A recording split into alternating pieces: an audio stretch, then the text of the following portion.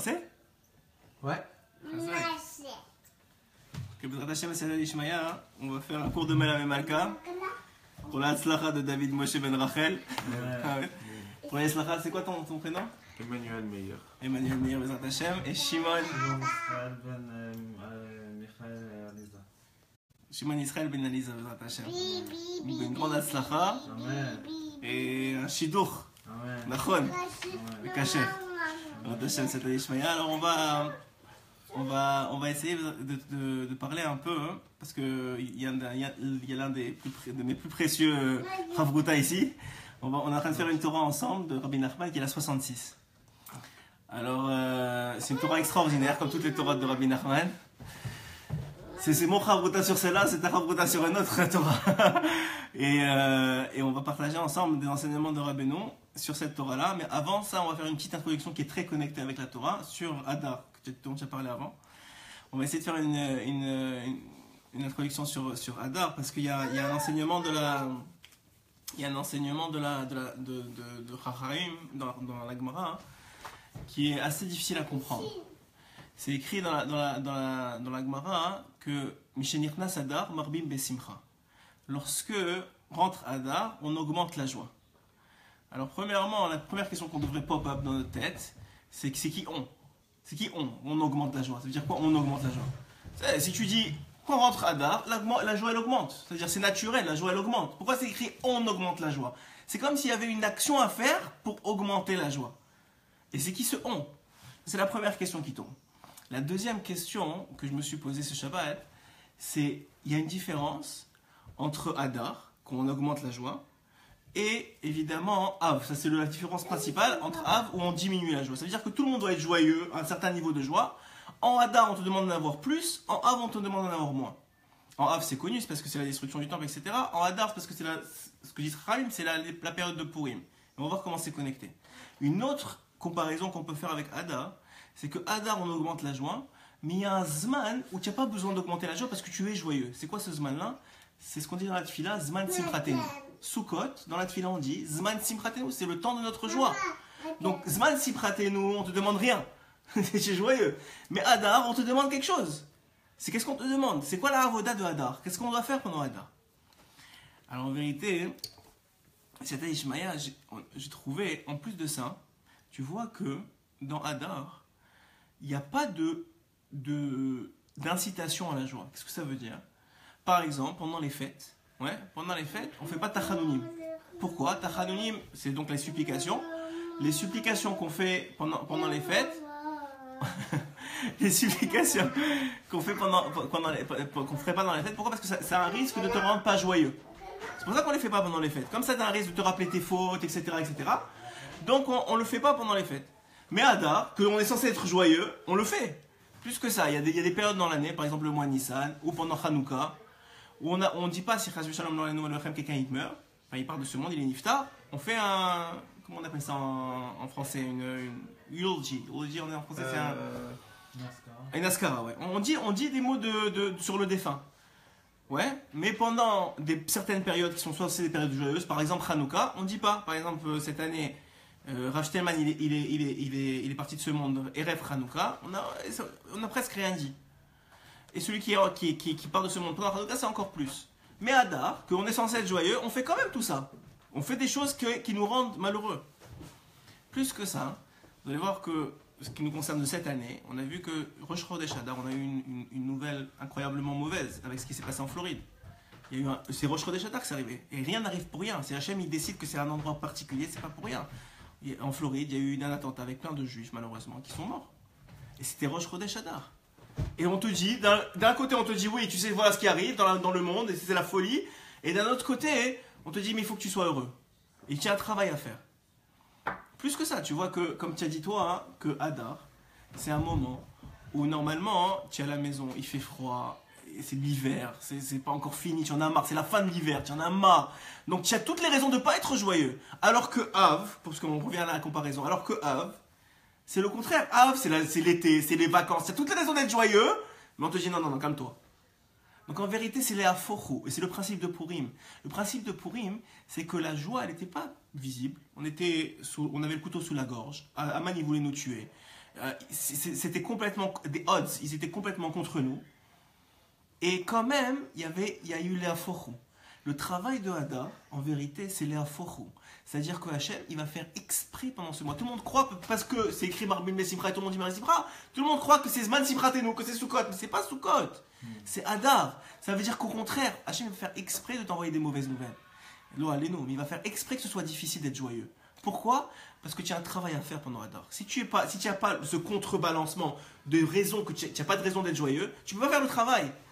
Parce qu'il y a le mois de Hadar, c'est le travail de la joie. Ça veut dire quoi ? Ça veut dire que tu dis à Hachem, malgré les difficultés, malgré tout ça, ma joie, elle ne dépend pas de mon environnement. Zman Simratenu, c'est quoi ? C'est dire, wow, regarde comment la vie, elle est belle. En général, c'est en octobre, c'est quand commencent les feuilles, l'automne il commence à arriver, tu sors dehors, tu es heureux, tu as une famille, tu prends 8 jours de vacances, normalement, selon la tu ne travailles pas pendant Sukkot. Tout ça, ça fait quoi que tu as juste à t'asseoir dans la souka, il y a un rouar comme ça dans la souka incroyable, et à juste kiffer. Parce que c'est Zman Simratenu. Mais Hadar, c'est pas du tout ça. Tu es dans l'hiver, tu es dans le travail, tu n'as pas de vacances, tu es complètement truqué. Et tu dis non, malgré ça, Betocha Astara, c'est Rabbeinu qui dit ça, Betocha Astara, quand c'est difficile dans ta vie, c'est là où tu as une avoda de Simcha, il te dit Hachem. C'est là où tu dois travailler ta Simcha. Alors évidemment, on ne peut pas savoir comment faire sans Rabbeinu, c'est comme ça qu'on va connecter avec la Torah qu'on va étudier ce soir. Mais le principe, il est que Hadar ne croyez pas que ça va être joyeux. Hadar, ça va être joyeux parce que ça dépend de vous, c'est vous qui allez créer la joie. Les enfants, ils vont être plus difficiles. Moi, ma femme, vendredi, elle m'appelle, elle me dit les enfants, ils sont en train de me rendre fou. C'était je comprends pas, ils sont, comment on appelle ça, ils sont premiers de la classe dans la folie aujourd'hui. Pourquoi ? Parce que c'est Hadar. Alors, c'est quelqu'un qui comprend pas ce concept. Elle dit, mais je comprends pas, on m'a demandé d'être joyeux, mais regarde, c'est de la folie. Mais c'est parce que c'est de la folie que tu dois être joyeux. C'est parce que c'est Betocha Astara. Et c'est pour ça qu'il y a une mitzvah, nous dit Chachamim, que la mitzvah de la Megillah, elle se lit la nuit. Pourquoi la nuit ? Parce que la nuit, selon Chachamim, c'est pas seulement la nuit qu'on voit dehors. C'est la nuit Betocha Astara, c'est dans la difficulté de la vie. C'est ça la nuit. La nuit, c'est la difficulté de la vie. Et en plus, c'est Megillat Esther. C'est Megillat Esther, c'est dévoiler la Astara. Juste pour ça, tu as bien fait de venir. Megillah, c'est Megillat Esther. Tout le principe de Purim, dans d'autres shiurim, on va le regarder, mais tout le principe de Purim, c'est quoi ? C'est qu'il n'y a pas le nom d'Hachem dans Purim. Dans toute la Megillah, il n'y a pas le nom d'Hachem.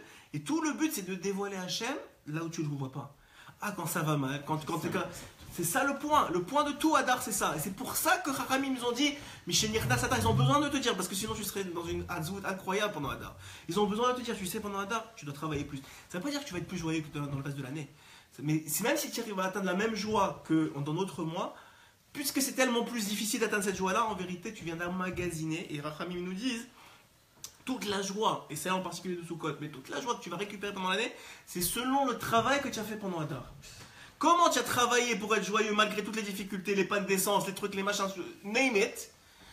Malgré tout ça, c'est à travers le travail que tu as fait que tu vas récupérer les fruits pendant toute l'année, et en particulier pendant Zman Simratenu, pendant Sukkot.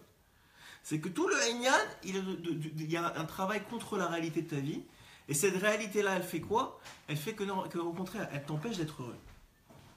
C'est exactement ça, on est dans les nuits longues, on est dans l'hiver, on est dans la difficulté.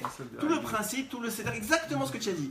Tout le principe, il est d'aller contre la réalité, contre les difficultés, et de te dire Hachem, il est quand même là. Hachem, il est là et je veux être joyeux, pas parce que j'ai des raisons d'être joyeux, pas parce que ma vie, elle me donne l'occasion d'être joyeux, parce que Hachem, il m'a dit d'être joyeux. Et pourquoi c'est la source, Hadar, la joie de Hadar. Shimon, j'écoute, pourquoi la joie de Hadar, c'est la source de toute la joie de l'année ? Parce que c'est la joie la plus lishma que tu vas avoir pendant l'année. Puisque tu n'as pas de raison d'être joyeux, ça s'appelle la joie Leshem Shamaim. C'est la avoda de la joie Leshem Shamaim. Et comme c'est une avoda Leshem Shamaim, après ça, tu récoltes les fruits du Leshem Shamaim. Après ça, tu as des raisons d'être joyeux. Mais pendant Hadar, c'est tout les aforo, exactement. Alors on va voir comment Rabbeinu, il dévoile ça. Bezrat Hashem. Alors il dit, ah oui, j'ai écouté, le Rav à la synagogue aujourd'hui, il a rapporté une histoire que j'ai beaucoup aimée. Je ne sais pas si vous connaissez, il y a un violoniste américain qui s'appelle Yitzhak Perlman, très connu. Sommité. Une sommité, moi je ne le connaissais pas, mais vraiment c'est une sommité dans le violon. Alors, et c'est un juif, qui a eu des grosses difficultés dans sa vie parce que quand il est né à 4 ans, ils lui ont découvert la polio. Et il a dû se battre des années pour recouvrir règle l'usage de ses membres. On parle même pas maintenant de pouvoir faire de violoniste. Et ça l'a construit. On voit comme quoi, dans la difficulté, dans la Hastara, hein, si tu tiens bon, Hachem, tu vas le trouver. C'est forcément qu'à la fin, tu vas le trouver. Il faut juste tenir bon. Il faut pas tomber du pont, comme il dit Rabbeinu. Rabbeinu, il dit que le monde, c'est un pont étroit, il faut juste pas tomber. Ou même si tu tombes, remonte très vite. Mais le principe, il est que si tu tiens dans la Hastara, c'est sûr que tu vas trouver Hachem. Parce qu'il est Betor Hastara, ça veut dire, c'est une question de temps. Ah, tu le vois pas, mais tu te dis, mais moi je sais qu'Hachem, il existe. Tu le vois pas, t'es en panique, ça va pas bien, tu comprends rien à ta vie. Mais tu te dis, moi je sais qu'Hachem, il est là. Je sais qu'Hachem, il tient ma vie. Je sais qu'Hachem, il dirige. Quand tu fais ça, tu vas sortir. C'est obligé que tu vas sortir. C'est une question de temps, mais tu vas sortir. La montagne de perles aussi. C'est parce quoi qu'il y croit à la montagne de perles. Ah, qui va trouver dans le conte de Rabbeinu. Ouais. Parce que s'il n'y croyait pas, il ne la trouvait pas. Mais finalement, il a pu c'est la croyance dans le château et la montagne qui a fait qu'il a pu la retrouver. Exactement. Alors, donc cette histoire-là, c'est quoi? C'est que ce gars-là, il est devenu à la fin un grand violoniste. Aujourd'hui, il a 70 ans, il est encore vivant, je pense. Mais il a 80 ans.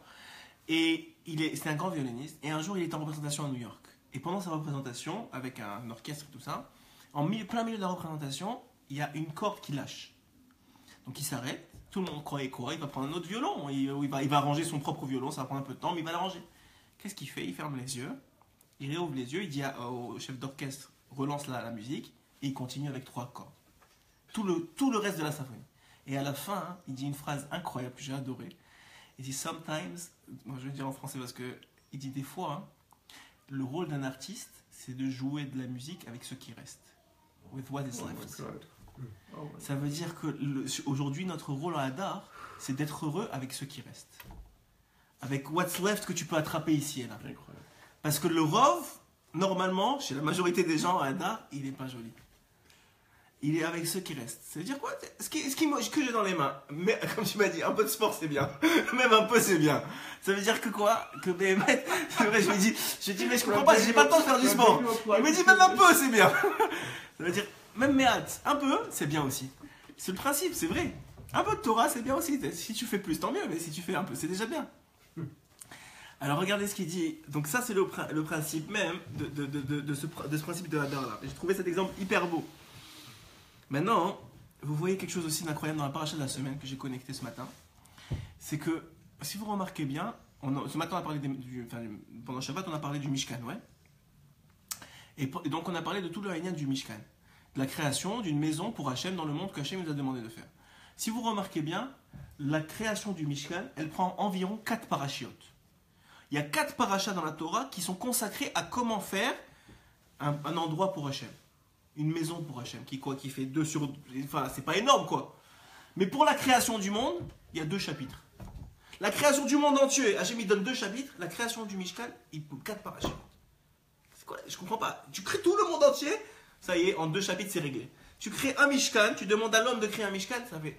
Alors, en vérité, ce qui est incroyable, c'est que Hachem, ce qui est plus important pour lui, c'est pas qu'il crée le monde. C'est qu'est-ce que tu en fais. Qu'est-ce que toi, tu vas faire avec ce monde-là. Ça l'intéresse. Créer le monde, c'est juste pour te dire j'ai créé le monde, voilà comment j'ai créé. Tu peux passer ta vie à étudier ces quelques lignes de Bereshit. Mais c'est pas ça qui l'intéresse. Ce qui l'intéresse, c'est qu'est-ce que je t'ai donné la vie. Je t'ai donné, ça y est, je t'ai donné, c'est réglé. Maintenant, qu'est-ce que tu fais avec? Qu'est-ce que tu fais avec? C'est-à-dire, je t'ai donné la vie. Maintenant, est-ce que tu vas être joyeux avec? Est-ce que tu vas faire comme Rabbeinu, il dit que tu n'as pas le droit d'être pas sa mère? Est-ce que tu vas trouver des raisons de ne pas être sa mère? Comme Rabbeinu, il disait. J'ai toujours adoré. Dans Chaim Moran, c'est écrit que Rabbeinu, il se réjouissait à partir du moment où il disait chez Laura Sanigoy le matin. Il pouvait être joyeux toute la journée comme si rien le touchait. Tout pouvait lui arriver, ça suffisait pour être sa joie. Alors je me suis toujours posé la question, pourquoi ça particulièrement? Et j'ai réalisé que ça, le Yetzirah, il ne pourra jamais te l'enlever. Parce que ça ne dépend pas de toi. Ouais, mais ça ne dépend pas de toi. Être juif, tu ne l'as pas choisi. Si ça dépend de ton argent, le Yetzirah, si ça dépend de ta femme, il va te faire des problèmes avec ta femme. Si ça dépend de tes enfants, Laura Lénou. Mais ça, hein, il a trouvé quelque chose que le Yetzirah, il ne peut pas l'attaquer. C'est quelque chose qui est indépendant de la réalité qui l'entoure. Je suis juif, je suis comme ça, c'est moi, Hachem il m'a choisi comme ça. Je peux être joyeux toute la vie de ça. Pourquoi? Parce que rien ne dépend de ça. Ça ne peut pas changer. Alors pourquoi ça devrait me rendre heureux? Parce que lui, il comprend c'est quoi être juif.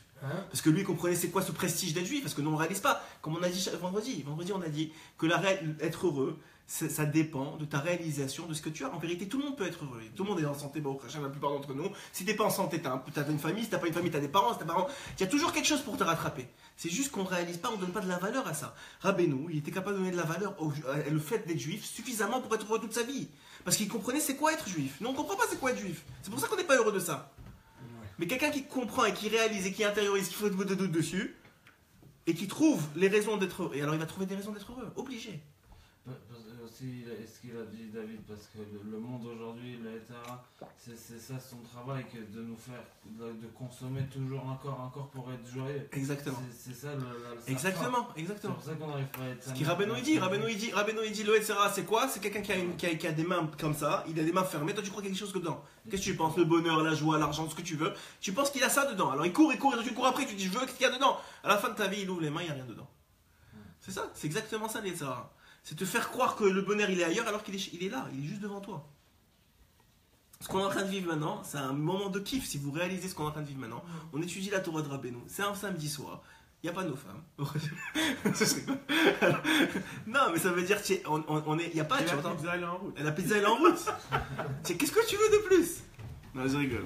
Mais ça veut dire chaque chose, tu trouves un Inyan. Tu trouves un Inyan de ça. Alors, en vérité, pourquoi je vous dis cette histoire-là? Parce que le monde, il a été créé.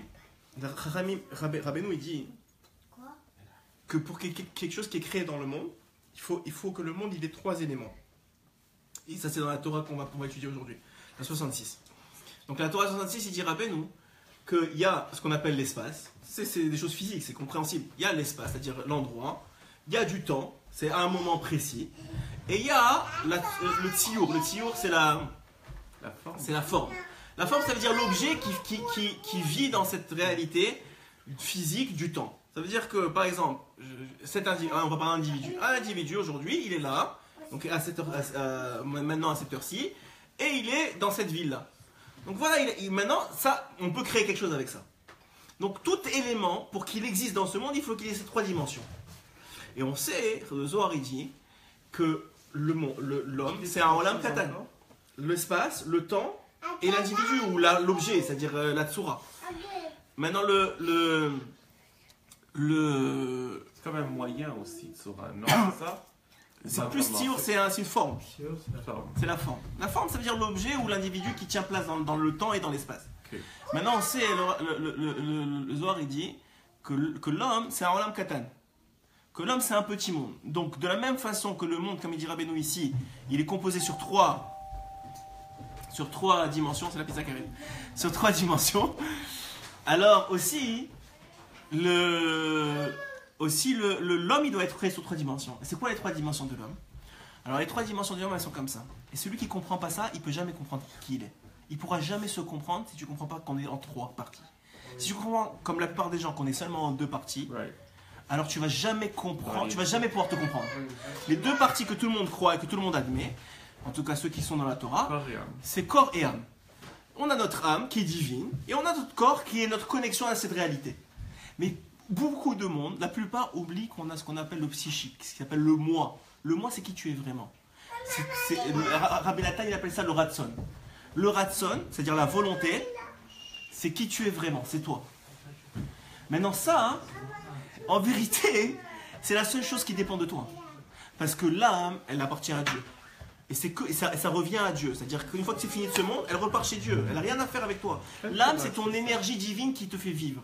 Quelle Torah, c'est C'est ça? un Sipurim Asiot, le premier. Alors, hein? Et c'est aussi des Likutei Halachot, beaucoup. Et il y a un Likutei Halachot, c'est le cas de David, le Likutei Halachot qui correspond du Ratson. Aref Gimel. Ces 3 parties-là. Alors écoute bien. Si tu comprends ça, tu as les clés pour ta vie. Si Chaim Narman il arrête de crier, ça va être mieux encore. alors, il dit comme ça. L'âme, ça appartient à Dieu. C'est de l'énergie qui a été donnée par Dieu pour vivre. Chaque moment que tu vis, c'est parce que tu as de l'énergie pour vivre. Il te prête de l'énergie. Alors ça a un certain temps. Après ça, il récupère son énergie. Ça s'appelle il récupère l'âme. Le corps, tout le monde le sait, tu nais avec. Il a un certain temps. Et après ça, il va pourrir dans la tombe. Donc c'est quoi? C'est ce qui t'est prêté de la matière, c'est Adama, c'est Adam, ça vient de la terre. Donc ça a été pris de la terre pour pouvoir te faire fonctionner dans ce monde. C'est ton interface avec ce monde. Mais qui tu es toi? Toi, tu es le moi, le psychique, le ratson. C'est qui tu es vraiment. Maintenant, quand toi tu comprends ça, tu comprends que la seule chose que tu peux travailler, c'est ton moi. Et le Zohar il dit, c'est qui est jugé? C'est pas l'âme. Parce que l'âme, elle revient directement à Hachem, elle n'a pas fauté. C'est pas le corps, puisque le corps, il n'a pas fauté, il est dans sa tombe. C'est le moi. Et le moi, c'est pour ça que Rabbeinu dit c'est tellement important de travailler les midotes. Parce que c'est quoi le moi? C'est toutes tes midotes. C'est ça qui va être jugé. Ce qui va être jugé à 120 ans, c'est comment tu as changé tes midotes. Comment tu t'es travaillé. Comme par exemple, les gens ils croient qu'on devient père quand on commence à avoir des enfants. C'est pas vrai. On devient père quand on prend la responsabilité d'être père. C'est-à-dire qu'avoir un enfant, ça ne veut pas dire que tu es père. Tu peux faire de l'élevage comme ils font l'élevage des poulets, et tu fais l'élevage de ton fils. Mais si tu veux commencer à l'éduquer et tu deviens un vrai père, c'est le fait de te mettre dans la peau du père qui commence à donner des conseils, qui commence à aimer ses enfants, qui commence à se ressentir la responsabilité qu'il faut que tu payes le loyer. C'est ça qui fait que tu deviens père. C'est pas le fait de te marier qui fait que tu deviens mari.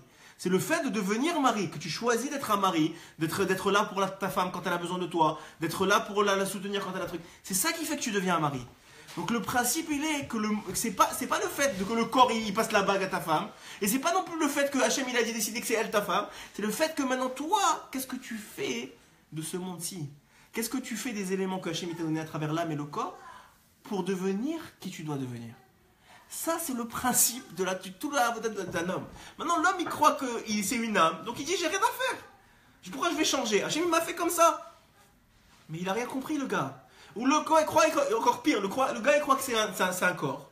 Donc il dit, j'ai rien à faire, c'est bon, je vais aller en Floride parce que j'ai envie d'avoir des vacances, je vais manger quand j'ai envie de manger, je vais boire quand j'ai envie de boire, c'est tout, je me pose pas de questions dans la vie. Mais quelqu'un qui comprend qu'en vérité, tout le but c'est de transformer son moi, de gérer son moi, qui est probablement revenu plein de fois, et le Zohar il dit que c'est ça qui revient en réincarnation. C'est ni l'âme, ni le corps. Tu peux avoir un différent âme, tu peux avoir un différent corps, c'est sûr ça. Ouais, mais tu seras le moi, il revient. Parce qu'il n'aura pas terminé sa réparation. Tant que tu n'as pas terminé sa réparation, que ça veut dire quoi terminer sa réparation? À chaque situation que Hachem il te donne, tu as un travail à faire. Tu as une avoda. Par exemple, ton fils il te vient avec des notes catastrophiques. Maintenant, tu dois exprimer ta nature de père. Tu dois devenir un nouveau père que tu n'étais pas hier. Parce que maintenant, tu as une nouvelle situation que Hachem te présente. Ouais. Donc maintenant, si tu confrontes, et tu dis, il y a deux solutions. Soit tu dis, bon, je ne suis pas capable, ou je veux pas, ou j'ai pas envie, ou ça m'intéresse pas, et donc tu rates l'opportunité. Soit tu confrontes l'opportunité, tu deviens quelqu'un d'autre. Mais c'est lui qui a raté l'opportunité. Il faut un jour ou l'autre que cette âme, c'est ce moi-là, il la rencontre cette opportunité. Il faut qu'un jour ou l'autre, il réalise l'opportunité. Donc tu reviendras en tant qu'autre père, et tu referas le travail. Si tu ne pourrais pas le faire dans cette vie-là, tu vas le refaire dans une autre vie. Et si c'est pas toi, ce sera quelqu'un d'autre qui aura ton moi. Donc c'est comme un ratson et une identité en même voilà, temps. Exactement. Le ratson et l'identité, c'est tout dans le moi. Et dans ce moi-là, tu dois réaliser, tu as des opportunités. Et tout est calculé au millimètre près, que chaque situation qui t'arrive, elle est jugée pour que tu transformes ton moi. Tu deviennes moins arrogant, moins gaftal, moins radin, ce que tu veux, plus altruiste. Toute la vie, c'est fait pour ça. Maintenant, il y a un gars qui ne comprend pas ça, il ne veut pas travailler. Mais il va revenir, il est obligé, parce que chaque étincelle de divinité, donc de vie qui t'est donnée, c'est pour qu'elle soit transformée.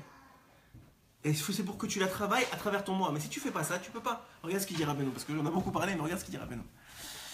C'est incroyable parce que ça rentre très très très bien dans ce qu'il dit. Et l'exemple qu'il donne, c'est Livnot Bayit, créer une maison, comme on a vu dans la paracha de cette semaine, de créer une maison pour Hachem.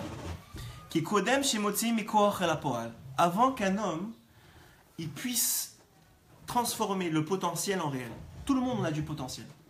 Maintenant, pour que ça se réalise dans le monde, il va donner le secret. Comment tu fais?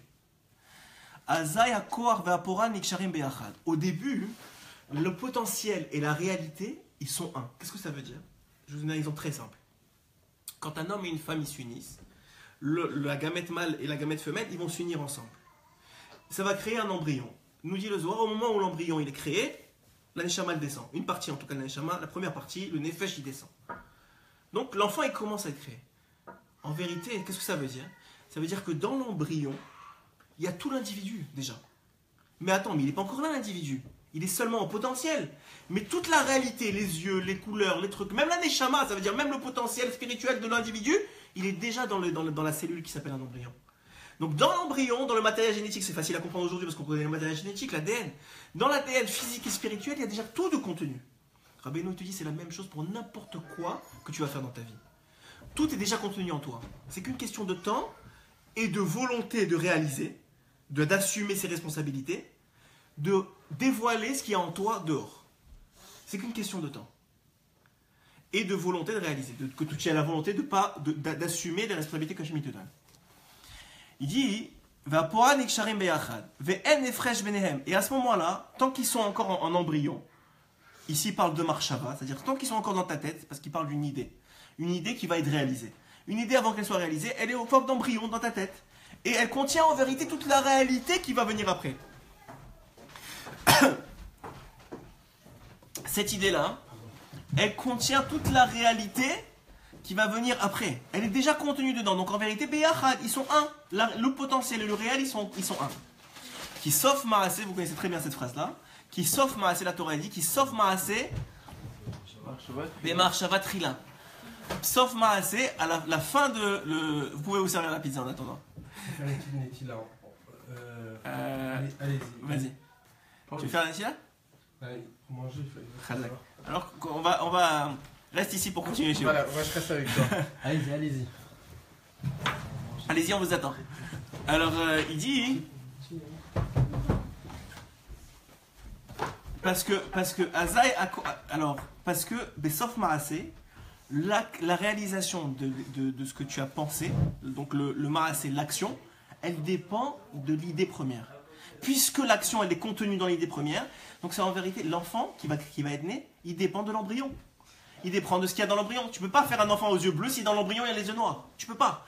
De la même façon, tu ne peux pas faire, il va donner l'exemple d'une maison, tu ne peux pas faire une maison à 3 étages si dans ta tête il y en avait juste 2. Et après tu dis, attends, mais pourquoi j'ai pas fait 3 étages? C'est parce que dans ta tête, c'est pas parce que l'architecte il l'a pas pensé. C'était pas dans le concept que tu as créé dans ta tête. Et c'est vrai pour tout. Tu peux pas devenir un bon père si dans ta tête tu n'as pas visualisé un bon père. Tu peux pas devenir un bon juif si dans ta tête tu t'es pas vu comme un bon juif. Il n'y a pas la volonté. Mais la volonté ne vient qu'après. Il faut d'abord, ça c'est ce qu'il va dire. Il y a 3 étapes. D'abord, ça vient de ta neshama.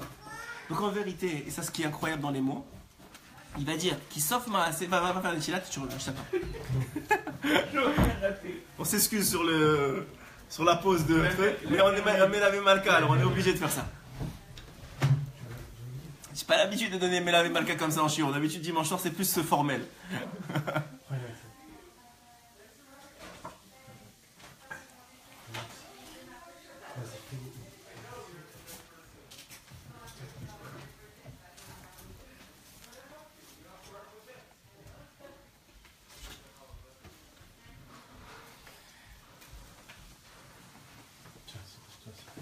Tu peux me resservir de l'eau s'il te plaît?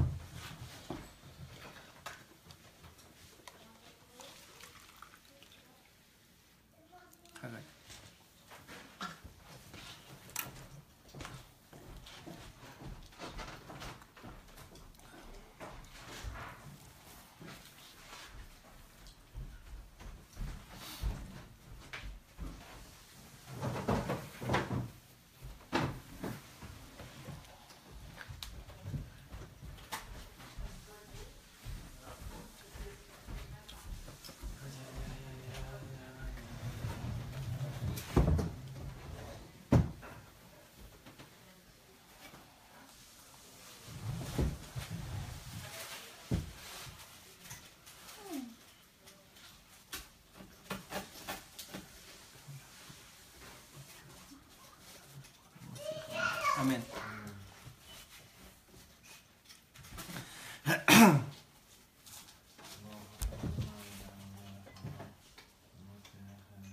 Amen.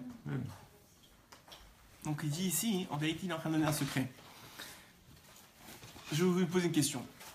C'est une question très connue, qui est rapportée par le Rav Wolbe. Rav Wolbe, c'était un grand maître de Moussa du dernier siècle. Il est mort il n'y a pas longtemps. Et il pose une question. Il dit, Qu'est-ce qui fait qu'il y en a un qui devient Talmid Chacham et que l'autre il devient pas? Les deux ils étudient la Torah. Les deux ils étudient, ils sont matmid et tout ça. Il y en a un il devient un Talmid Chacham incroyable et l'autre il devient pas. Qu'est-ce qui fait que dans un business, ils ont tous les deux le même business, la même rue, le même truc. Il y en a un il explose et l'autre il explose pas. C'est quoi? Qu'est-ce qui fait? C'est quoi la différence entre les deux? Ravolvé répond ce que Rabbeinu dit ici. Rabbeinu il te dit, tu sais c'est quoi la différence entre les deux? C'est qu'il y en a un qui sait visualiser réussir, et il y en a un qui ne sait pas visualiser réussir. Il y en a un qui avant de monter son business, il s'est déjà vu en train de réussir. Il y en a un, avant de devenir Talmid Chacham, il a déjà vu, il s'est vu devenir Avad Yosef. Et ça l'a motivé. Je voudrais raconter une histoire sur Avad Yosef qui est incroyable. Qui va te plaire parce que ça correspond aux enfants. Ça va te plaire. À l'époque, Rav Yosef, quand il était à Porat Yosef, quand il était jeune, quand son père il est monté en Israël, il l'a mis à Porat Yosef, qui était à l'époque la yeshiva sfarad la plus grande qui était à Yerushalayim. Et un jour, son père il avait des problèmes au boulot, enfin, il était épicier, le père de Rav Odia. Et quand il avait des problèmes au travail. Et qu'est-ce qu'il a fait? Donc qu'est-ce qu'il a dit? Il a dit à son fils, Rav Ovadia, à l'époque, il lui a dit écoute, maintenant tu vas plus aller à yeshiva, tu restes avec mon travail, j'ai besoin de toi. Au bout de 2 jours que l'enfant ne s'est pas présenté à la yeshiva, le Rosh Yeshiva, qui était Ravatia à l'époque, un gaon incroyable, il est venu lui-même se déplacer jusqu'à chez le père de Rav Ovadia pour lui dire où est-ce qu'il est Ovadia. Pourquoi? Parce qu'il avait vu déjà chez l'enfant que ça allait devenir un grand, ça se voyait que ça allait devenir un grand. Alors il lui a dit, où est-ce qu'il est Ovadia? Il est malade, il y a quelque chose qui ne va pas. Il dit non, j'ai besoin de lui au travail, il ne peut plus venir à la yeshiva. Je lui ai dit quoi? Il lui a dit mais non, il n'est pas question. Si vous voulez, moi je travaille et lui il va à la yeshiva. Wow. Il lui a dit mais non, c'est pas. Alors il a compris la grandeur, il a dit ok. Et au même moment, écoute ça, au même moment, Ovadia est en train de prendre une caisse de je sais pas ce qu'il y avait dedans, il a lâché, il a fait tomber. Et le père, il commence à engueuler Ovadia. Il lui dit quoi? Mais fais attention, c'est pas possible. Et qu'est-ce qu'il lui dit, Rav Ezratia? Il lui dit, comment vous parlez à un futur Gadolador? Qu'est-ce qu'il lui a dit? Je comprends pas. Un enfant, il fait une bêtise. Tu lui dis, écoute, fais attention.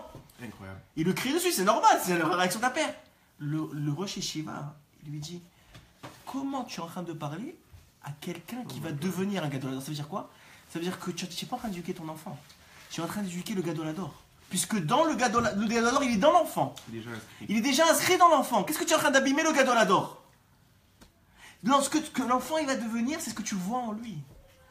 Tu ne dois pas éduquer ton enfant comme il est aujourd'hui, comme tu le vois. Tu dois éduquer ton enfant comme tu veux qu'il devienne demain. C'est incroyable ce concept-là. Et c'est ce concept qui est contenu dans le Marshavat Trila, c'est ça qui est contenu dans cette Torah-là. C'est qu'en vérité, toute ta vie, tu dois l'avoir. Il y a un concept très simple dans le business. Je dois connaître ça. Chaque fois que tu as un business, si tu veux pas te planter, il y a ceux qui veulent se planter, mais il y a ceux qui veulent pas se planter, ils doivent gérer 2 business en même temps. Ils doivent gérer celui d'aujourd'hui, c'est-à-dire les rentrées, les sorties, ne pas être en dette, etc., etc. Ils doivent gérer en même temps, parallèlement, celui de demain. Parce que si tu gères pas celui de demain, tu seras déjà d'hier. Aujourd'hui, ton produit, il suffit pas pour rester 20 ans. À l'époque, celui qui avait inventé un frigidaire, 20 ans, il était bien. Aujourd'hui, tu as inventé un frigidaire, demain, il y a un autre frigidaire qui sort. Donc, qu'est-ce qui va définir que tu vas tenir sur la longévité? C'est plus ton produit, c'est comment tu gères ton business. Est-ce que tu le gères en date d'aujourd'hui? Tu fais juste, ok, j'ai tant de rentrées, j'ai tant de sorties, il faut que je gère. Ou tu es en train de préparer déjà le business de demain. Parce que demain, ce sera un autre business, ce sera d'autres clients, ce sera d'autres dilemmes. Dans 10 ans, de quoi ils vont avoir l'air? Et ça, c'est pas seulement pour les business, c'est pour ta vie. Ta vie, il y a 2 façons de la gérer. Tu prends les claques et tu les gères au fur et à mesure, ce que tu es évident, il faut le faire de toute façon. Ta femme, elle t'engueule, tes enfants, ils ont besoin de toi, tes trucs. Ça, c'est toujours. Mais en même temps, tu dois gérer qu'est-ce que tu veux être dans 10 ans.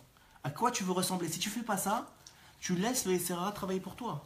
Si tu n'as pas une visualisation claire, tu n'as pas pris de l'immo des doutes pour dire qu'est-ce que je veux être dans 10 ans, qu'est-ce que je veux que mon couple il a l'air dans 10 ans, qu'est-ce que mes enfants ils ont l'air dans 10 ans, qu'est-ce que mon truc, tu vas dans le mur parce que tu n'as pas de marshava pour le maasé qui arrive dans 10 ans. Tu n'as pas préparé ta marshava pour réaliser ton maasé. C'est ça qu'il dit ici. Il dit faites attention, sauf maasé, mais marshava trila. L'action, ce que tu vas vivre dans 10 ans, c'est déjà contenu en toi aujourd'hui. Donc si toi tu réponds pas, ça marche pas? Non, vas-y. pense qu'il y a un message là. Si toi tu réponds pas à ta réalité aujourd'hui, si toi tu réponds pas, sinon tu vas sur ton téléphone, sur ta connexion, et il va avoir les messages aussi. Si toi tu réponds pas à ta réalité aujourd'hui, ça veut dire si toi, Hachem il te demande d'être un bon père et tu dis non, j'ai pas envie, ou il te demande d'être un bon mari et tu dis non, j'ai pas envie, ben le gars que tu dois être dans 10 ans, tu pourras jamais l'être parce que ça passe par le gars que tu dois être aujourd'hui. Si tu d'un côté, si tu réponds pas à ta réalité aujourd'hui, si tu es aux abonnés absents, dans ta réalité d'aujourd'hui, tu seras pas ce que tu devras donner demain. Et d'un autre côté, si tu prépares pas déjà ce que tu es demain, tu ne devras pas ce qui ira demain. Et c'est ça qu'il dit, qui sort Marasé Marchavatri, la Deraïnou, que chez Adam Rotse la Asot et Zedavar. Il dit quand un homme il veut faire n'importe quoi dans sa vie, Kegon Livnot Bait. Il donne un exemple qui est incroyable par rapport à la paracha de la semaine. Kegon Livnot Bait, comme créer une maison. Sarir, qu'est-ce qu'il doit faire cet homme-là quand il veut créer une maison? Sarir la chashov trila bemarshavato. Alors ça c'est incroyable, c'est quelque chose qu'on a découvert avec David vendredi dans notre chavruta. C'est que ne lisez pas les traductions, c'est pour ça que c'est tellement important de comprendre l'hébreu. Regarde comment la chante de Rabbeinu. Sarir la chashov trila bemarshavato. Il faut, littéralement, il faut sarir la chashov réfléchir, trila en premier, bemarshavato dans sa tête. En français, ça veut rien dire. En français, ça veut rien dire. Quelqu'un qui comprend qu'on a juste l'âme et le corps, il comprend rien à ce qui est écrit. Mais si tu comprends qu'on est le moi, comme on a dit tout à l'heure, Tsarir l'archo, il faut que tu réfléchisses. Donc ton moi, il doit réfléchir dans ta marshava, dans ta tête. Qui est dans ta tête? La neshama. La neshama, nous dit le Zohar, elle est dans la tête. Donc qu'est-ce qu'en vérité tu fais? Tu dois, toi, ton moi, qui tu es, ton ratson, tes midot, tout ce qu'on a dit, tu dois réfléchir dans ta tête. Tu dois chercher dans ta neshama les messages que Hachem il t'envoie. Les goïms ils pensent que les idées ça vient de eux. Les idées ça vient pas de nous. Et quand il y a une idée dans la vie, c'est parce que Hachem il te fait une proposition. Il est en train de t'envoyer un mail. Hachem il nous envoie des mails. Maintenant toi, une fois que tu as le mail, ça suffit pas. Il faut que tu l'acceptes, il faut que tu l'ouvres. Tu peux ne pas le regarder, ou tu peux l'ouvrir. Comment tu fais pour l'ouvrir? Sarir l'archov trila bemarshavato. Il faut que tu réfléchisses dans ta tête. Hachem il a dit, tu sais, tu n'étais même pas conscient toi que dans ta tête il y avait une case, dans ton matériel génétique spirituel, dans ta neshama, il y avait une case qui s'appelle créer une maison. Hachem il t'a donné l'idée. Non, je lui dis non, c'est pas pour moi, je suis pas capable. Plein de raisons, je suis pas capable, j'ai pas envie, il fait trop froid, je sais pas ce que vous voulez, toutes les raisons du monde pour ne pas être présent face à l'idée première. On parle d'une bonne idée évidemment, parce qu'il y a des idées qui viennent du sang, qui viennent du nefesh, qui sont des idées Yetzera. On s'entend, quand quelqu'un il veut aller en boîte de nuit, c'est pas, ne confrontez pas cette idée-là, laissez-la, n'ouvrez pas le mail. Mais quand il s'agit d'une vraie idée, se construire, se marier, avoir des enfants, créer un business, n'importe quoi qui va te faire avancer dans la vie, qui va te faire te réaliser, ça s'appelle une vraie idée. Cette idée-là vient de ta neshama. C'est l'énergie de ta neshama. Maintenant, toi, tu peux faire un blocage ou tu peux ouvrir le mail. Comment tu ouvres le mail? Tu rentres dans ta tête et tu dis attends, j'ai eu une idée, c'est quoi cette idée-là? Et tu ouvres le mail. Alors Rabbeinu, il dit quelque chose d'incroyable. Regardez comment il parle. Une fois que tu as ouvert le mail, tout le monde croirait, j'ai ouvert le mail qui s'appelle construire une maison. Donc tout le monde croirait, ok, comment je vais faire, quelle brique je vais prendre, quel endroit je vais avoir, dans combien de temps. Rabbeinu dit c'est pas ça. La première chose quand tu ouvres le mail, qui va arriver dans ta tête, c'est Er Yetziur Binyan Beto. Comment il sera la maison à la fin. La première chose que quand tu ouvres le mail qui s'appelle se marier, comment il sera mon mariage à 120 ans? Quand il s'agit d'avoir des enfants, comment ils seront mes enfants quand je serai plus là? Créer une maison, comment elle sera ma maison? Un business, comment je serai multimilliardaire dans 10 ans? C'est la première chose que tu vois. Tu te vois à la fin. Ça, c'est la première chose, il dit. Quand tu veux créer quelque chose dans ta vie et que tu as ouvert le mail, le moi, qu'est-ce qu'il fait? Il crée la fin. Pourquoi? Pourquoi il crée la fin? Parce que pour arriver à être un bon père, pour arriver à être un bon businessman, pour arriver à créer une maison, ça va prendre beaucoup de douleur. Ça va prendre beaucoup d'efforts. Et si tu t'es pas déjà projeté dans la finalité et dans ce bonheur-là qui s'appelle avoir réussi, tu n'y arriveras jamais. Tu vas tomber en plein milieu. Parce que c'est trop difficile. Ou perdre du poids. Quelqu'un qui veut perdre du poids, il doit se voir maigre. Parce que s'il ne se voit pas maigre, c'est trop difficile de attends, tous les jours, et vas-y, cours et ne pas manger, et se priver, tout ça. C'est trop compliqué. Mais si tout le temps tu es en train de visualiser ce que tu as eu en premier, ce qui est de la marche, qui conduit la marche qui s'appelle être un beau gosse, ou être quelqu'un de santé, ou quelqu'un de bien, c'est ça qui va te donner la joie continuelle de tenir le coup malgré la difficulté. Malgré, ou être un bon père, ou que ton fils il ait réussi sa vie, c'est ça qui va faire en sorte que tu vas mettre les efforts qu'il faut pour être un bon père. Parce que c'est difficile, et tu veux pas. Mais c'est ça qui va faire que tu vas y arriver. Mais je pense que la plus grande difficulté, et le plus grand obstacle, c'est en allant chasser ton objectif, tu perds la vision finale et tu n'arrives pas à la Alors Rabbeinu, il dit, tu as raison. De se remettre dans cette projection et de recréer cette énergie. Toujours avoir en tête la finalité. Tu as raison. Que dans le processus, tu risques de perdre la finalité. Ouais. Mais en vérité, Rabbeinu, il te dit que même si tu perds la finalité ne sera forcément, malgré tous les moyens qui vont te mettre, que ce que tu as eu la marche Shava. Même si tu as perdu la marche Shava. C'est pour ça que c'est tellement important d'avoir une bonne marche Shava et de s'assurer que ta marche Shava elle est bonne avant de commencer un projet. S'assurer avant de te marier que ta marche Shava, c'est pas, comme dit la Gemara elle dit, Chas v'shalom, de se marier parce que ta femme elle est belle ou parce que ta femme elle est riche. Pourquoi? Parce que tu vas dans le mur. Parce que ton intention, elle n'est pas de not bait, de créer un bait. Mais si quand tu fais des shiduchim, ta volonté c'est de créer un bait, après ça tout va se mettre en place. Mais c'est quoi ton intention quand tu fais des shiduchim? Est-ce que c'est de trouver une femme belle et riche, comme a dit la Gemara, que celui qui fait ça il est maudit? Ou bien que le gars il veut créer un bait?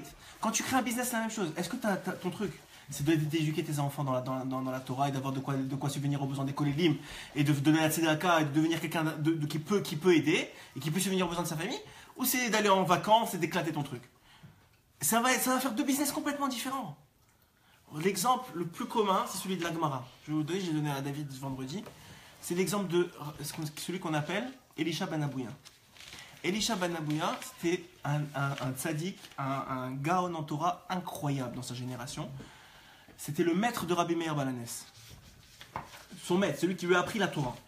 C'était l'un des 4, nous dit la Gemara, avec Rabbi Akiva, Ben Azaï, Ben Zoma, qui sont rentrés dans ce qu'on appelle le Pardes. Le Pardes, c'est un niveau de compréhension de Torah et de vision d'Hachem, de compréhension d'Hachem qui est le plus haut qui existe. Et c'est très dangereux d'aller là-bas. D'ailleurs, de ces 4-là, seulement Rabbi Akiva est sorti intact. Ben Azaï, il est mort. Ben Zoma, il est devenu fou. En vérité, je me trompe toujours entre les deux. Mais il y en a un qui est devenu mort et... Il y en a un qui est rentré... Voilà, il y en a un qui est mort et qui est devenu fou. Et le 4e, c'était Elisha ben Abouya, qui est devenu Apikoros, qui a lâché la Torah, qui est devenu renégat. Il a dit, c'était un grand Torah, il connaissait toute la Torah, il connaissait tout. Il est sorti de là-bas, il a dit, Dieu, je veux plus entendre parler de Dieu. Vous imaginez? Je me suis posé la question derrière Hagav, c'est pas le sujet, mais je vous ai posé la question. Pourquoi Ben Azaï et Ben Zoma, il y en a un qui est mort, il y en a un qui est devenu fou? Parce que, pourquoi est-ce qu'il est devenu Apikoros? Je vais vous dire pourquoi, la Gemara elle dit pourquoi Elisha ben Abouya est devenu Apikoros. Mais pourquoi les deux, ils sont devenus comme ça? Parce que les deux, pourquoi on ne les appelle pas Rabbi Ben Azaï et Rabbi Ben Zoma? Parce que les deux, ils n'étaient pas mariés. Wow. Il y en avait, donc quoi? Donc ils n'avaient rien pour les tirer dans ce monde-ci. Les garder. Il n'y avait rien pour les tenir dans ce monde-ci. Donc il est parti, il a dit Maneshama, j'ai rien à faire ici de toute façon, je viens connecter avec Hachem, j'ai pas besoin de revenir. Et l'autre, il est devenu fou. C'est pour te dire que Rabbi Akiva, il n'a pas vu sa femme pendant 14 ans maintenant. Que 14? 24. 12 et 12. 24 ans. Il n'était pas vraiment marié. Non mais dans le ciel, ça s'appelle marié. C'est la raison pour laquelle on se marie. On se marie pour que tes Neshama, elles tiennent ensemble. Qu'il y en a une qui tienne toujours l'autre vers le bas. Vers le bas, c'est-à-dire vers ce terre, ça, qui te ramène des pieds sur terre. Ben Azaï et Ben Zoma, ils n'étaient pas mariés, ça ne leur a pas réussi. Maintenant, Elisha ben Abouya, il était marié. Pourquoi est-ce qu'il est devenu Apikoros? Alors la Gemara, elle pose la question, elle dit, pourquoi est-ce que Elisha ben Abouya est devenu Apikoros? Et elle raconte cette histoire-là. Son père était un grand marchand dans une ville. Dans sa ville, c'était un dignitaire, il avait de l'argent, etc. Quand est né Elisha ben Abouya, son fils, il a fait une grande fête de Brit Mila. Il a fait la Brit Mila et a pris un grand repas. Il a invité toute la ville, ainsi que les sages de la ville. Quand il a invité ces sages-là, qu'est-ce que font les sages d'habitude dans une Brit Mila, dans un Siaouda? Ils se mettent ensemble et ils parlent de Torah. Qu'est-ce qu'ils vont faire les sages? Les sages de Torah, c'est ça qu'ils font. Ils sont mis dans un coin de la salle, ils ont commencé à parler de Torah. Ils ont tellement parlé de Torah qu'il y a un feu qui est descendu, nous dit la Gemara. Il y a un feu qui les a entourés. Quand Abouya, donc Elisha ben Abouya, le père de Elisha ben Abouya, il a vu ça, il a couru, il a dit, oh, qu'est-ce que vous venez de faire chez moi? Vous voulez me brûler la maison? Il lui a dit, non, vous inquiétez pas, on fait juste étudier la Torah, c'est normal, c'est pas un feu qui brûle, c'est comme au buisson ardent avec Moshe, c'est pas un feu qui brûle, c'est un feu parce qu'on étudie la Torah. Alors, quand Abouya, il a vu ça, hein, il a dit quoi, c'est ça la Torah? Ça fait descendre un feu du Shamaïm? Mon fils, celui que je viens de faire la Brit Mila, donc Elisha, je vais le consacrer à Dieu. Et il l'a mis dans une école talmudique, il est devenu Elisha ben Abouya. Chazal, ils nous disent, parce que l'intention du père, pas de Elisha, du père de Elisha ben Abouya, elle n'était pas les Shem Shamaïm quand il l'a mis dans la Torah, ça a donné dans l'enfant le potentiel de devenir le négat. Donc c'était quoi son intention? Son intention, c'était le prestige de la Torah. C'était que, waouh, c'est des gens incroyables, ils font descendre du feu. C'était pas pour l'amour d'Hachem, c'était pas les Shem Shamaïm. Il y avait un potentiel. Alors David, il m'a demandé, alors quoi? Ça veut dire qu'il était prédisposé? Bien sûr, il était prédisposé. Tout le monde en est prédisposé. On vient tous avec des prédispositions. Maintenant, pour que Elisha ne devienne pas un Pécoros, il y avait un travail supplémentaire. Il aurait pu ne pas devenir, il y a toujours un livre, mais son travail il est plus dur que pour quelqu'un d'autre. Pourquoi? Parce que son père, c'est pour ça que le Zohar il dit que l'enfant, l'âme de l'enfant, ou en tout cas le potentiel spirituel de l'enfant, il est déterminé par les pensées des parents au moment de l'acte. Comment les parents, le niveau d'amour et de gdoucha que les parents ils ont, c'est ça qui détermine le potentiel spirituel de l'enfant. Ça ne veut pas dire que l'enfant il ne peut pas devenir Avod de Yosef, mais il a moins de potentiel s'ils ont fait n'importe quoi. Et c'est pas seulement la pensée au moment de l'acte, c'est-à-dire à quoi ils pensent, mais c'est leur état de pensée. Quel niveau d'amour, quel niveau de construction ils ont construit entre eux, quel niveau de vision ils ont déjà, qui est déjà potentiellement en eux, qu'ils ont réalisé au moment de l'enfant. C'est pour ça que souvent vous voyez que dans une famille, ceux qui arrivent en dernier, c'est les gens religieux, ceux qui arrivent en dernier, ils ont plus de spiritualité que ceux qui arrivent en premier. Pourquoi? Parce que les parents ils ont grandi entre temps. Souvent ceux qui font faire tchouva à toute la famille, c'est les derniers de la famille. Pourquoi? Parce que entre-temps, les parents, ils ont grandi et ils ont donné à l'enfant plus de force spirituelle. Ou par exemple, des parents qui ont eu des enfants avant faire tchouva et après faire tchouva. Tu vois la différence dans les enfants? Tout de suite. Pourquoi? Parce qu'il y en a un qui est le produit d'une construction et il y en a un autre qui c'était un produit d'un plaisir. Alors tu vas me dire, ah mais alors c'est pas juste. Bien sûr c'est juste, parce que tout est des calculs d'Hachem. C'est tous des réincarnations, on est tous revenus pour régler des choses. C'est nous qui avons choisi notre vie en vérité. C'est connu que c'est l'âme de l'enfant qui choisit les parents. Pourquoi? En fonction de la réincarnation et du tikkun qu'il a à faire. Ce qu'il dit ici, Rabbeinu, c'est incroyable. C'est que, si vous réalisez, c'est toute la réalisation de notre vie, elle passe à travers ce principe-là. Lorsqu'il a fini, donc, maintenant, la première chose, il a ouvert le mail, il a vu la finalité. Une fois qu'il a fini la finalité, à ce moment-là, il peut commencer à construire. C'est une fois que tu as la finalité et que tu t'es assuré que tes intentions elles sont bonnes, c'est pour ça que Rabbeinu il dit dans l'écoute Moran Dalet, il dit quand quelqu'un veut faire tchouva, on lui dit amten, on lui dit attends. Moi j'ai jamais compris ça. Jusqu'à cette Torah, je n'avais pas compris. Qu'est-ce que ça veut dire attends? Attends, moi je fais des fautes toute la journée, je veux faire tchouva. Hachem il devrait dire ok très bien, là, vite, arrête de faire des fautes, vite. Il te dit attends, continue à faire des fautes. C'est ça qu'il te dit, continue à faire des fautes. Mais attends, je suis en train de me tuer, tu continues à faire des fautes, mais je veux faire tchouva, laisse-moi tranquille, je veux faire tchouva. Il dit attends, pourquoi? Rabbi Nathan il dit parce que les ménirotes elles viennent pour augmenter le désir. C'est quoi le désir? C'est le ratson. Le ratson c'est qui? C'est toi. Ça veut dire c'est pour te réparer à toi. Parce que si tu fais tchouva aujourd'hui, tu ne seras pas le même gars que si tu fais tchouva dans 10 ans ou dans 5 ans. Tu n'auras pas la même tchouva. Elle n'aura pas la même force. En vérité, Hachem il te voit dans 15 ans. Et si tu fais tchouva aujourd'hui, tu vas dans 5 ans, si tu attends 5 ans, tu seras un meilleur gars dans 15 ans. C'est incroyable. Tu fais tchouva plus tard, mais tu seras un meilleur gars dans 15 ans. Parce que tu auras construit ta tchouva. Tu seras construit entre temps. C'est un truc de fou. Et ce qu'il dit ici, et avant que ça sorte du potentiel au réel, il y a un autre exemple dans la Torah qu'on a vu dans la Haftara de cette semaine. Dans la Haftara de cette semaine, regardez ce qui est écrit. C'est incroyable. C'est écrit que donc c'était l'Haftara, elle parle de la construction du Beth Amikdash par Shlomo HaMelech. Elle raconte qu'effectivement, on sait que ce qui voulait construire le Beth Amikdash, c'est qui a eu l'idée de construire un Beth Amikdash pour Hachem? David. Hachem lui a dit, tu peux pas faire le Beth Amikdash. Pourquoi? Parce que tu as du sang sur les mains. Donc au niveau de ton corps, de ton marassé, tu peux pas être correspondre. Parce que le Beth Amikdash c'est un endroit de shalom. Malgré que je t'ai demandé de tuer, malgré que tu as fait ça les Shem Shamaim, tu peux pas être celui qui fait ce travail-là. Par contre, je te donne un travail, tu feras les fondations. David il a dit ok, il a commencé à creuser. Il a creusé. Sur ça, je crois qu'il a tombé quoi? Un puits d'eau. Il est rentré dans un puits d'eau, ça a commencé à inonder Yerushalayim.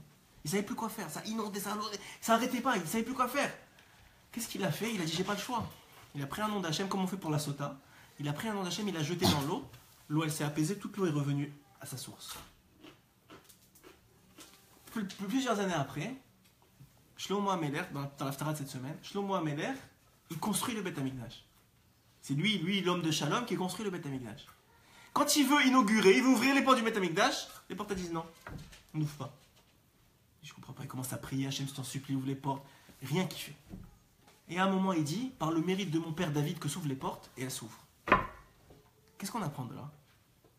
En vérité, ce qu'on apprend de là, c'est que pourquoi c'est par le mérite de Kessouf? Parce qu'en vérité, là, ce qu'il a fait Shlomo, tout ce qu'il a fait, lui il croyait que c'était lui qui faisait, mais tout ce qu'il a fait c'était en fonction du Marshava de David. C'était la réalisation de la Marshava de David Ameler. Et pourquoi alors cette histoire du nom d'Hachem? Parce qu'il manquait, il fallait s'assurer que dans la Marshava, il y ait le nom d'Hachem, il y a Hachem avec toi. Quand tu fais quelque chose dans la vie, si tu veux que ça réussisse, il faut que tu mettes le nom d'Hachem avec toi.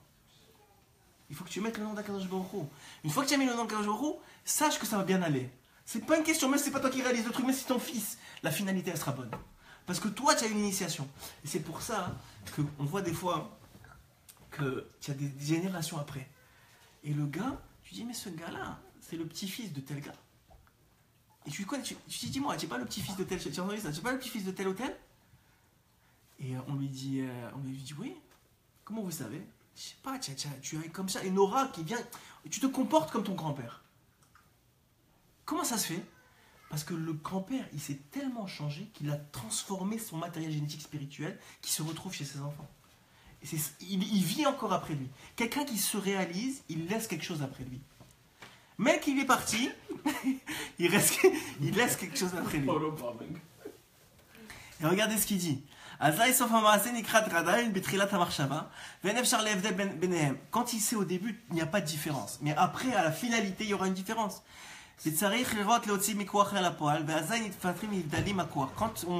Quand ça commence à se réaliser, à ce moment-là, il y a une différence. Alors maintenant, on va finir sur ça parce que c'est comme, en général, les chiffres, on essaie que ce soit 1 heure, alors on va finir sur ça. Maintenant, il y a 2 solutions. Écoutez bien. Si le produit final, il n'est pas bon, vous êtes 15 ans après, et vous dites, comment c'est possible que ça arrive, que mon mariage il a foiré, que mes enfants c'est une catastrophe, que ça, il y a 2 solutions. Soit c'est parce que la marshava initiale n'était pas bonne, le gars il s'est pas marié pour les bonnes raisons, il n'a pas fait ça, il a pas produit son business pour les bonnes raisons, sa marshava n'était pas bonne, c'est ce que nous dit Rabbeinu. Mais il y a une deuxième chose qui peut arriver, c'est que la marshava, oui, elle était bonne, et le gars il a mis Hachem dans sa vie. Mais pour que la marshava elle se réalise, elle doit traverser quoi? Le moi. Elle doit te traverser toi. Mais si toi tu es un filtre sale, malgré que la marshava initiale était bonne, et malgré que tu as mis toutes les choses en place pour trouver la solution, comme toi tu t'es pas réparé, ça a sali l'idée et ça s'est sorti pourri. C'est-à-dire qu'en vérité, le Icar, c'est de se transformer soi et de s'assurer qu'on est le plus propre possible.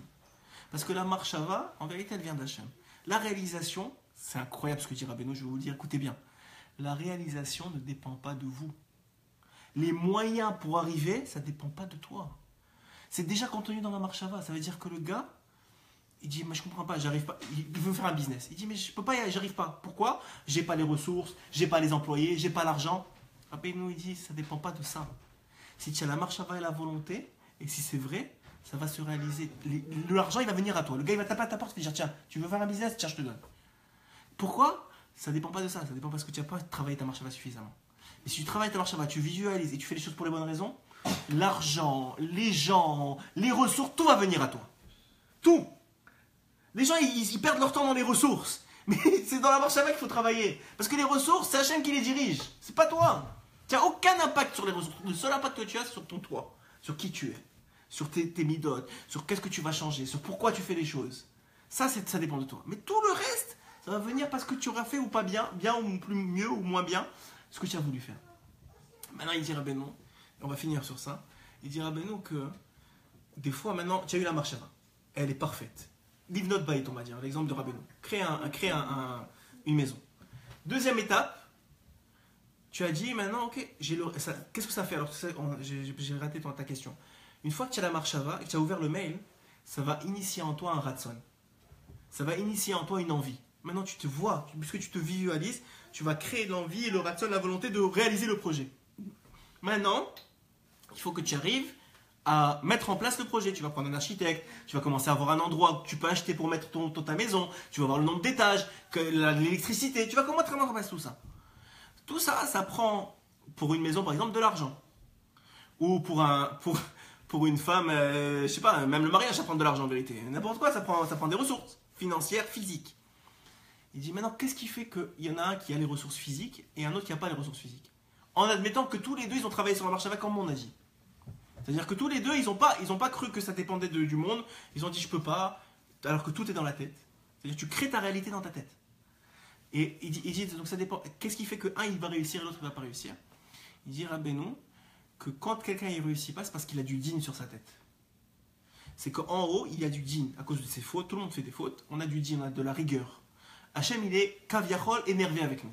Donc, il ne nous donne pas les opportunités pour réaliser nos projets. Il dit, Rabbeinu, comment tu fais pour transformer et attirer sur toi toutes les ressources que tu as besoin pour créer la maison, par exemple? C'est que Hachem, il va te donner des opportunités de casse, des opportunités de colère. Et quand tu vas transformer la colère en rachamim, donc tu vas dire, non, je ne me mets pas en colère. Au contraire, mon fils, il mérite une claque, mais je vais l'éduquer, je vais lui dire, je t'aime. Je vais lui dire, c'est quelqu'un de bien. Quand tu fais ça, ou quand ta femme, elle mérite que tu la renvoies de la maison, mais tu t'occupes d'elle. Ouais. Quand tu fais ça, tu viens de transformer la colère en truc, et donc, puisque toi, tu l'as fait sur ta vie, Hachem, il est obligé de le faire avec toi. Et qu'est-ce qu'il va faire? Il va transformer le din en rachamim, il va t'amener des opportunités. Hachem, ça dit qu'on soit tous sorés de réaliser notre vie et notre moi, et les opportunités qu'il met en nous et nos idées. Juste éteins, s'il te plaît, David.